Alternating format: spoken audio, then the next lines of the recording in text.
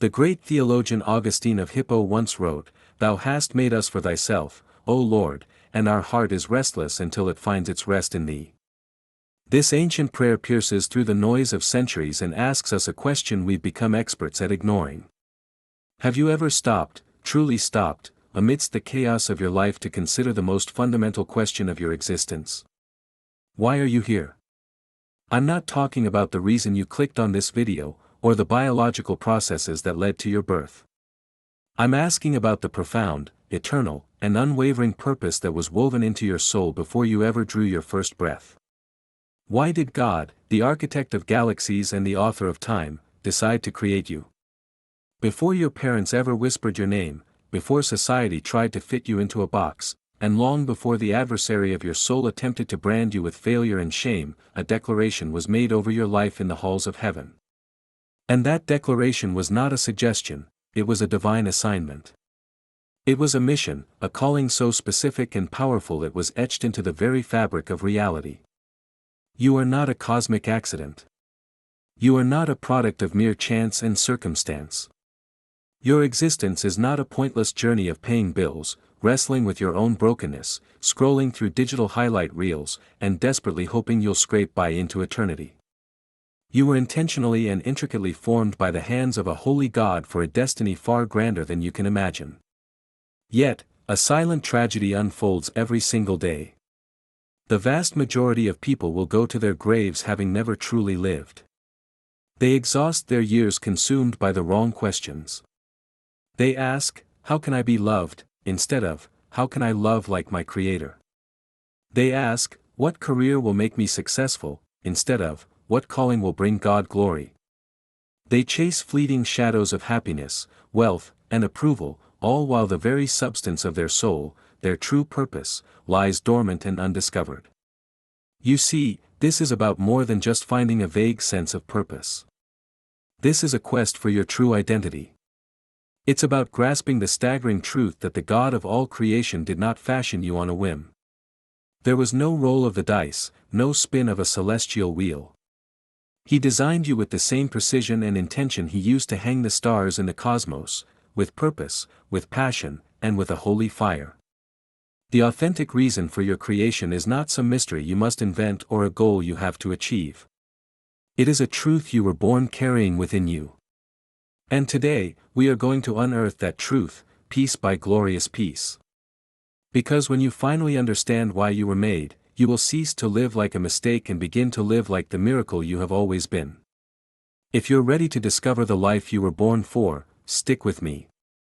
Let's begin this journey together. You were created for an intimate relationship, not for a rigid religion. Journey back with me in your mind, before the stone tablets of the 10 Commandments were carved on the mountain, before the grand temple was built, before the intricate system of the law, the pronouncements of the prophets, the sacrifice of the cross, and the establishment of the church. Before all of that, there was something simpler, more profound. There was a garden. And in that garden, there was a walk. God did not create the first man, Adam, to be a servant who would construct elaborate altars or to be a student who would memorize holy texts.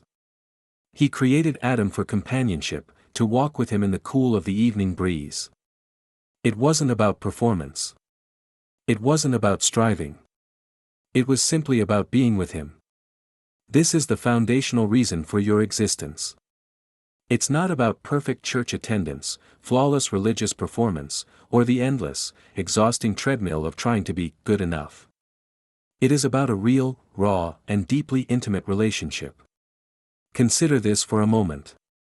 God, in His absolute perfection, complete and self-sufficient, had no need for us. Yet, He wanted us. He wanted you. The sovereign creator of supernovas and spinning galaxies desired a personal connection with you so profoundly that He did something unique. While He spoke everything else into being with the power of His word, He formed you from the dust of the earth with His own hands. You weren't just spoken, you were sculpted. That's a level of intimacy and personal investment that is truly staggering. And yet, this is where the tragedy often lies. So many of us have unknowingly traded this vibrant, living relationship for the cold, lifeless structure of religion. We've been deceived into thinking that doing things for God is the same as being with God. We mistake our spiritual routines for a genuine connection. We diligently check off our boxes, we pray, we read our Bibles, we serve at church, we give our tithes, and yet, we still feel a hollow distance from Him. Why does this happen? It happens because you were never created to be an employee in God's celestial corporation. You were created to be His child. And children don't work to earn the love of their Father, they simply live and rest in it. Religion relentlessly whispers, do more, be better, try harder. Relationship gently beckons, come closer, just as you are. Religion demands, clean yourself up before you dare approach a holy God. Relationship declares, you can't fix yourself, so just show up, and let me make you whole. If you are bone-weary from the constant performance, if you are exhausted from the relentless chase for approval, if you feel an inexplicable emptiness even while you're doing all the right, spiritual things, then perhaps it is time to stop serving like a slave driven by duty and start sitting at His feet like a son or daughter welcomed by love. Jesus did not endure the cross so that you could become a more disciplined rule follower. He died to tear the veil in the temple from top to bottom, to grant you unimpeded access into the very presence of the living God. Not just for an hour on Sunday, not only when you feel you've been perfect, but daily, constantly, and boldly. So, I need you to ask yourself honestly, right now, are you truly in a relationship with God, or are you just being religious around Him? Because the first and most fundamental reason He created you isn't hidden in a complex church program or a demanding list of spiritual disciplines. It is beautifully simple. It is sacred. And it has been the truth since the Garden of Eden. You were created to walk with God. Not just on Sundays. Not just when your life is falling apart. But in every moment, with every breath, and in every single step. This is the starting point. Everything else about your purpose flows directly from this foundational truth. You were made for relationship, not religion. And He is waiting, right now, for you to draw near. You were also created to reflect His image. Allow me to speak a truth over you that the world, the enemy, and sometimes even your own heart has tried to erase from your mind. You are not ordinary. You are not common. You were crafted in the very image of Almighty God. This means that when God fashioned you, He stamped your soul with a characteristic that nothing else in all of creation possesses, His likeness. Not the animals of the field, not the birds of the air, not even the angels in heaven carry this distinction. Only you. The book of Genesis records the divine counsel, let us make man in our image, according to our likeness. You were not made to be a pale reflection of the latest cultural trends. You were made to be a vibrant reflection of Christ Himself. But the adversary of your soul does not want you to grasp this reality. Because if you truly understood the divine image you were made to reflect, you would immediately stop settling for the lesser identities this world offers you. You would no longer contort your personality and compromise your convictions to please a broken and temporary world. You would cease your desperate chase for affirmation from people who are just as broken as you are. You would stop copying trends and ideologies that stand in direct opposition to eternal truth. Instead, you would stand with unshakable confidence, knowing that you bear the very imprint of heaven. God did not imbue you with His image so you could live a life plagued by insecurity and self-doubt. He did not grant you His likeness so you could crawl through your existence begging for scraps of validation from the world's table. He made you to reveal Him. He designed you to be a walking, breathing, living testament to the fact that there is a loving Creator behind all the chaos of this world. But let's be painfully honest for a moment. Most people are not reflecting God. They are reflecting their pain. They are reflecting their trauma, their bitterness, their shame. They have been shaped more profoundly by the things that broke them than by the one who created them. And perhaps, if you're being honest, that has been your story. Maybe life has made you feel like a mistake. Maybe people have labeled you as worthless, as too much, or as too broken to be loved. Maybe you have even believed those lies and tried to hide your true self behind carefully constructed filters, social masks, and a fragile, fake confidence. But I need you to listen to me right now. God has never erased his image from you. Sin may have smudged the mirror. Your past may have clouded the glass. But the reflection of the Creator can still be restored. This is precisely why Jesus came. He didn't just come to save you from hell, he came to reshape you into his likeness. He came to restore what was stolen, to renew the divine image that sin and suffering tried to deface and destroy. You are not a random assortment of skin and bones. You are a sacred reflection of the very God who sculpted mountains, who formed the stars, and who split the Red Sea. Therefore, you do not need to spend your life trying to find your worth. You simply need to remember where your worth comes from. It is not found in your performance. It is not defined by your past. It is not determined by your popularity. Your worth is embedded in your very design. The next time you look in the mirror, stop asking, "Do I look good enough for the world?" and start asking a better question, "Am I reflecting the one who made me?" Because that is what you were ultimately created for. Not for perfection, but for reflection. So stop chasing after counterfeit identities. Stop trying to become something God never called you to be. It is time to start reflecting the glory you were born to carry. Furthermore, you were created to reign with Christ. You were not designed for a life of mere existence and survival. You were created for a life of dominion and authority. But hold on, let's be crystal clear about this.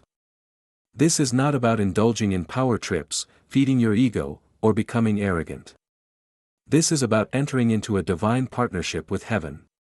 The book of Revelation declares a stunning truth about believers: you have made them to be a kingdom and priests to serve our God, and they will reign on the earth.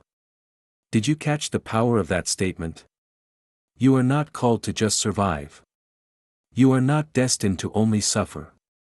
You are meant to reign. From the very dawn of creation, God's plan was partnership. He didn't just place Adam in a beautiful garden to be a passive observer. He gave him dominion. He entrusted him with authority, with responsibility, with a vital role to play in stewarding and ruling over the world God had made. Why? Because God does not create spectators, he creates collaborators. You were born to walk in a sphere of authority, not with an attitude of arrogance, but in a posture of alignment with God's will. You were born to advance the kingdom of God with boldness, not just to hide in a church pew, passively waiting for heaven. Herein lies the problem: the majority of believers are living like spiritual beggars when they were called to live as sons and daughters of the King. We offer up powerless, timid prayers. We tiptoe through spiritual battles as if we are afraid of our own shadow. We live in a state of fear, defeat, and constant overwhelm, when Jesus has already secured the ultimate victory and handed us the keys to his kingdom. Jesus made an incredible promise, saying, "I have given you authority over all the power of the enemy." He didn't say he gave this authority only to pastors, or only to prophets and apostles. He said he gave it to you. But authority is useless if you don't believe you have it. And sadly, many believers don't. Why is that? It's because a performance-based religion has taught them to shrink back in false humility. It's because past trauma has taught them that it's safer to be afraid. It's because the memory of past sin has taught them to settle for a defeated life. But God is calling you to something higher. You were not made to be ruled by your fluctuating emotions. You were not made to be crushed under the heel of the enemy. You were not made to be a passive Christian, just waiting for a heavenly rescue. You were made to reign with Christ. Not just in some distant future, but right here, right now. You are called to reign in your family, in your thought life, and in the territory God has given you. And this kind of reign doesn't look like worldly control or manipulation. It looks like absolute surrender to God. It looks like deep humility that is backed by divine authority.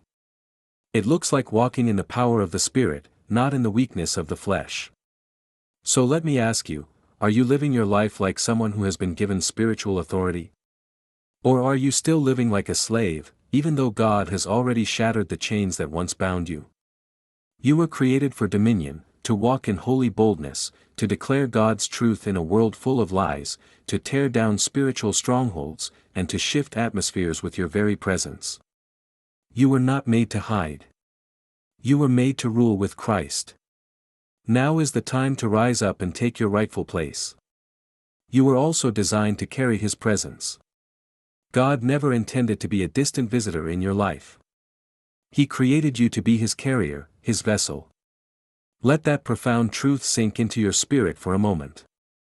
The very same God who made the ground tremble with His voice from Mount Sinai, the same God who filled Solomon's temple with a cloud of fire and smoke so thick the priests could not stand, the same God who conquered death by raising Jesus from the grave, wants to make His home inside of you.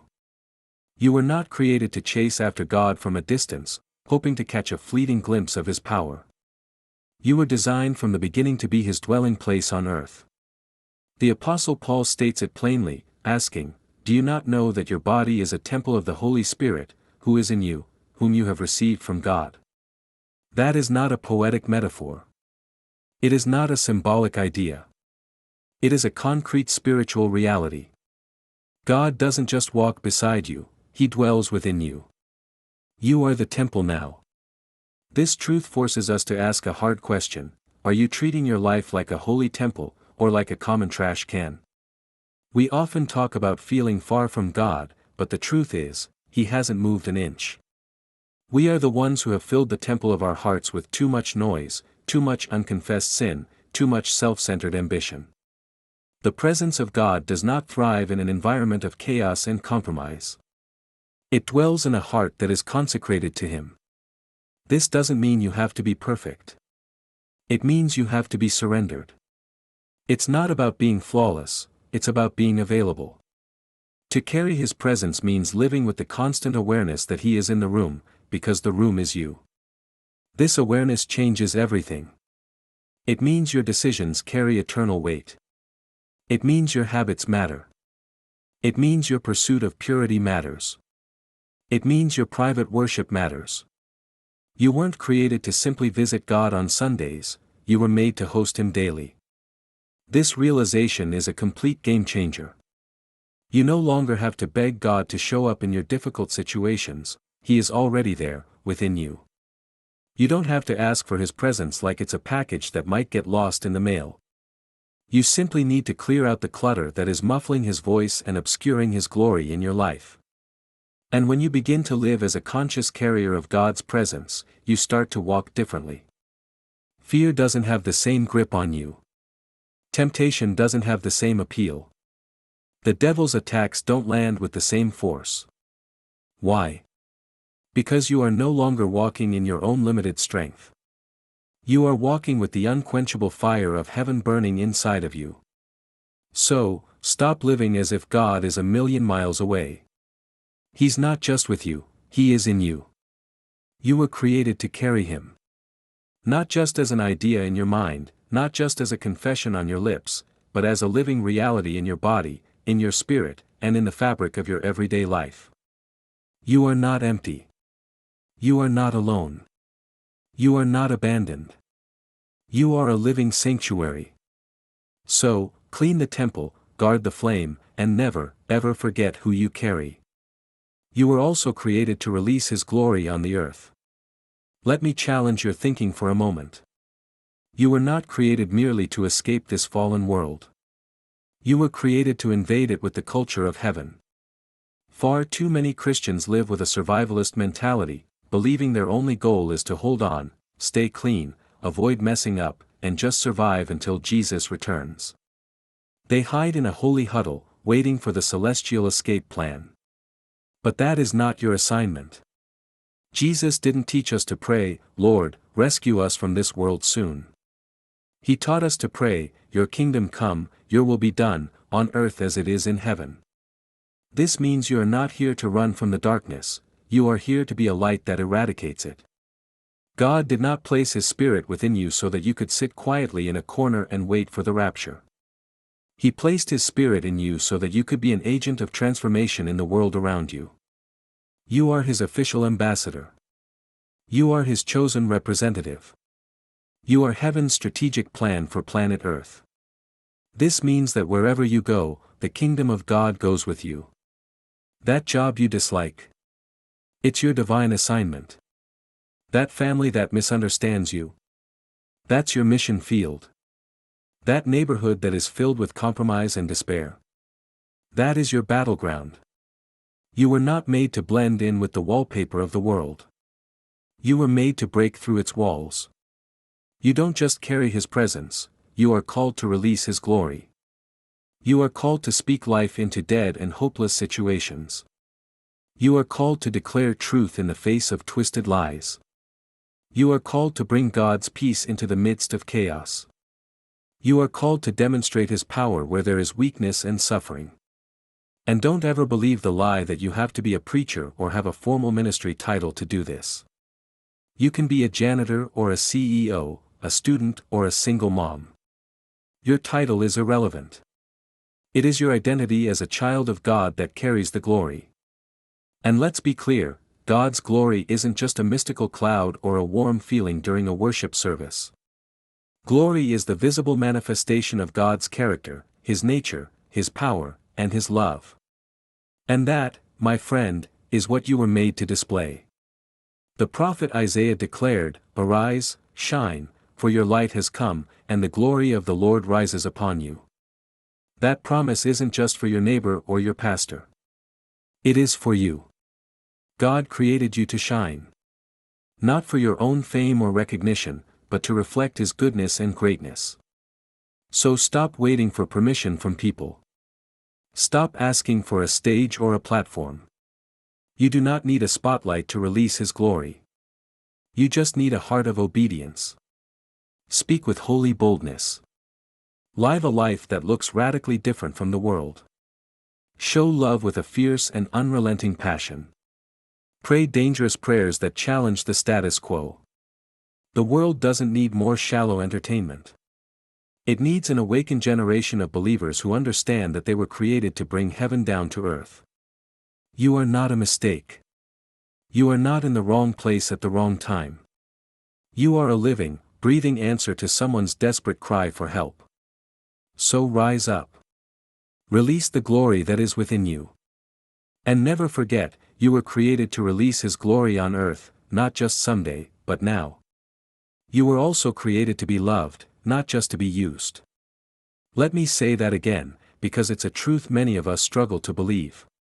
God did not create you primarily to use you. He created you to love you. Yes, He has a divine purpose for your life. Yes, He has a significant assignment for your hands to accomplish. But before the mission, before the ministry, before any miracles you might perform, there was love. Love is the foundation of your entire existence. You were not made to be a faceless cog in God's great cosmic factory. You were not born into this world simply to work, serve, strive, and eventually collapse from exhaustion. You were created, first and foremost, to be cherished, delighted in, and extravagantly loved by your Father. But somewhere along our journey, many of us have twisted this beautiful truth. We have started to believe the lie that our worth is tied to our usefulness. We think, if I serve enough, maybe He will bless me. If I worship with more passion, maybe He will finally notice me. If I just do more for the kingdom, maybe then I will finally feel like I am enough. Let me be unequivocally clear, God's love for you is not, and has never been, based on what you do.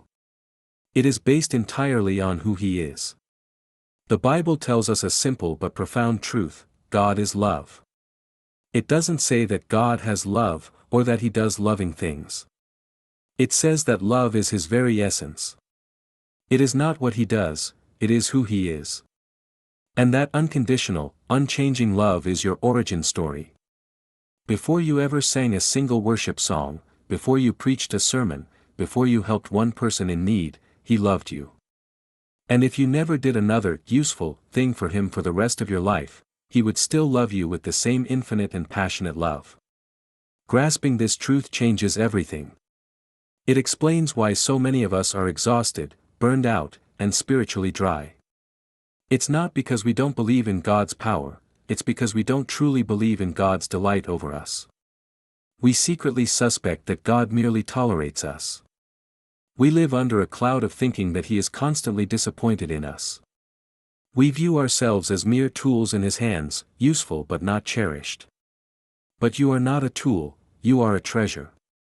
The prophet Zephaniah wrote a breathtaking description of God's heart toward His children. The Lord your God is with you. He will take great delight in you. He will rejoice over you with singing. When was the last time you truly pictured God singing over you?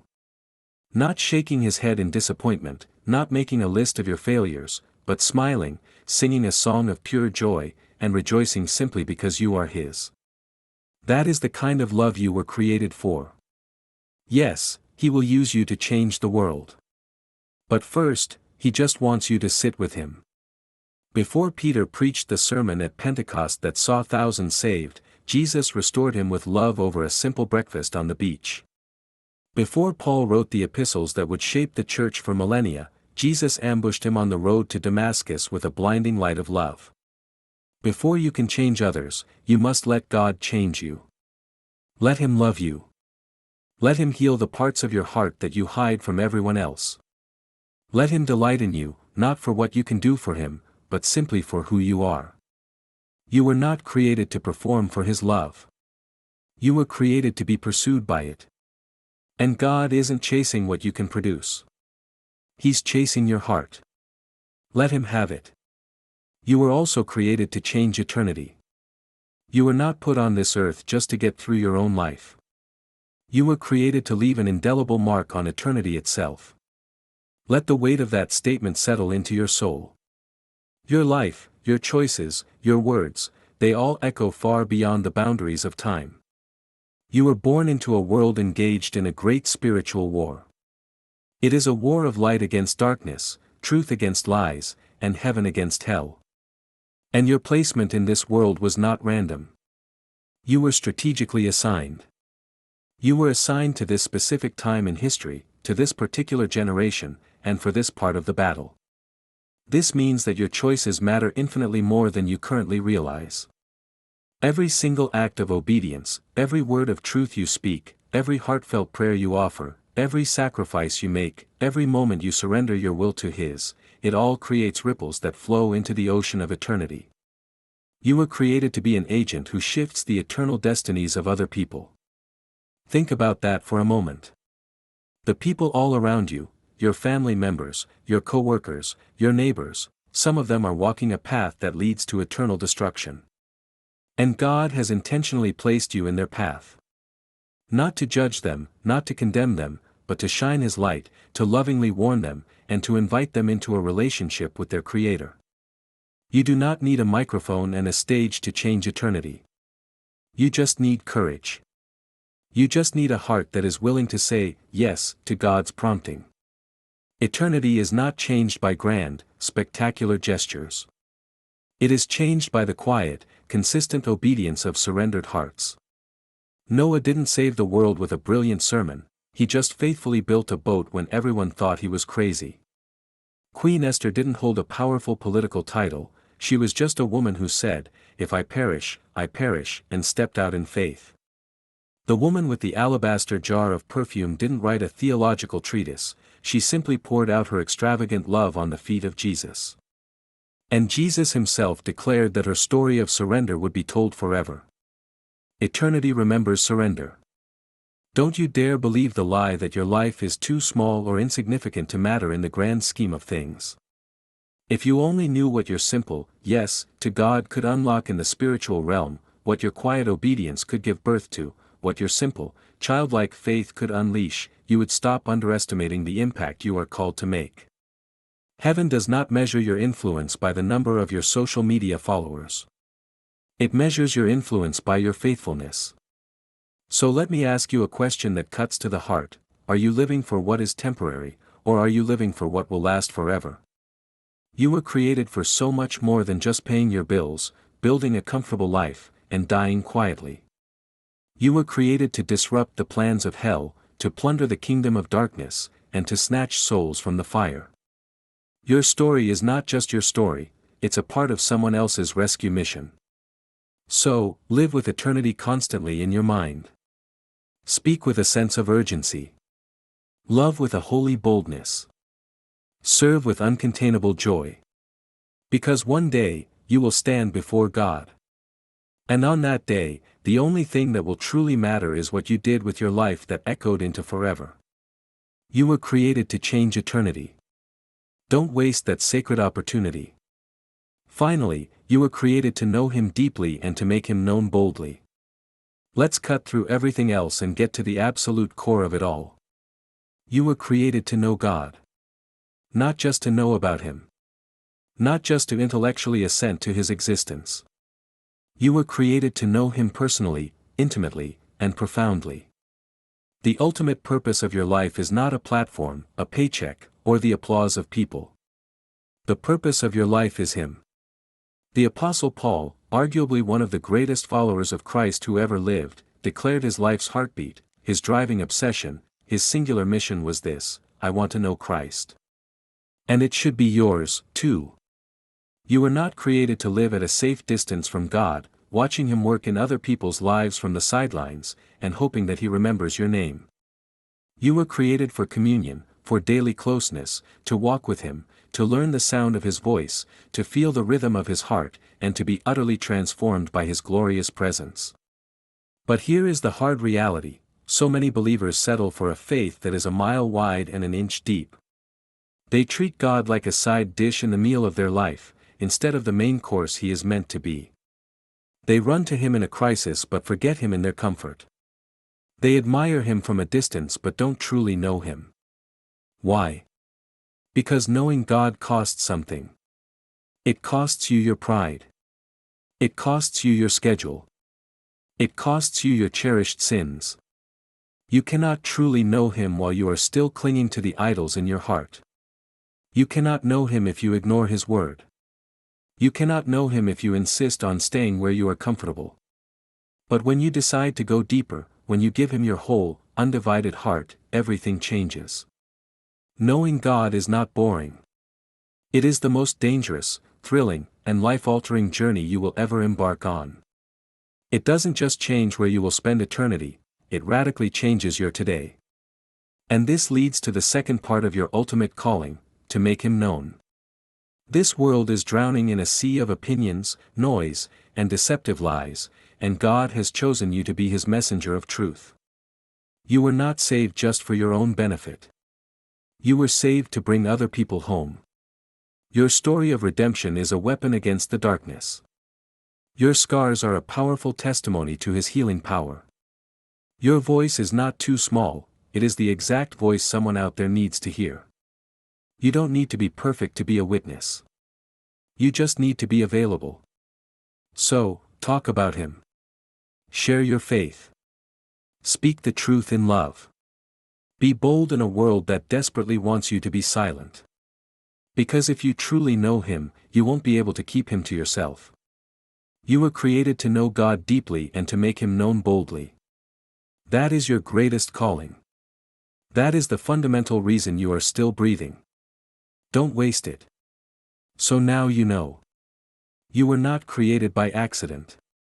You were not placed on this planet to drift aimlessly, to fade into obscurity, or to figure everything out on your own. You were personally handcrafted by the God of the universe, on purpose, and for a great purpose. You were created to walk in an intimate relationship, not a lifeless religion. You were created to reflect His glorious image, not the fleeting image of the world. You were created to reign with Him, not to just survive life. You were created to carry His presence, not to live empty and alone. You were created to release His glory, not to hide in fear. You were created to be lavishly loved, not just to be used. You were created to change eternity, not just to pass the time.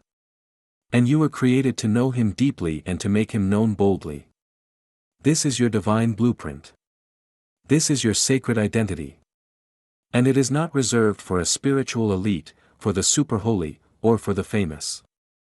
This calling is for you, right here, right now. But listen very closely.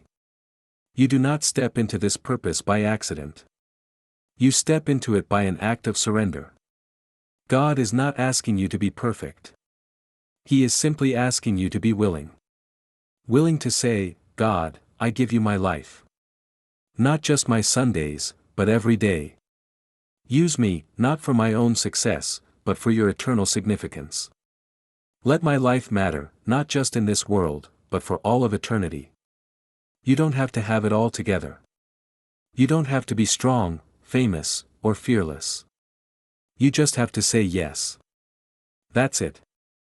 Because the real reason God created you wasn't just to fill a space, but to carry His glory. It wasn't just to consume His blessings, but to become a blessing to others. It wasn't just to exist, but to walk in your divine destiny. You matter to God. Your life is an essential part of His grand story. Your purpose is real. Your calling is holy.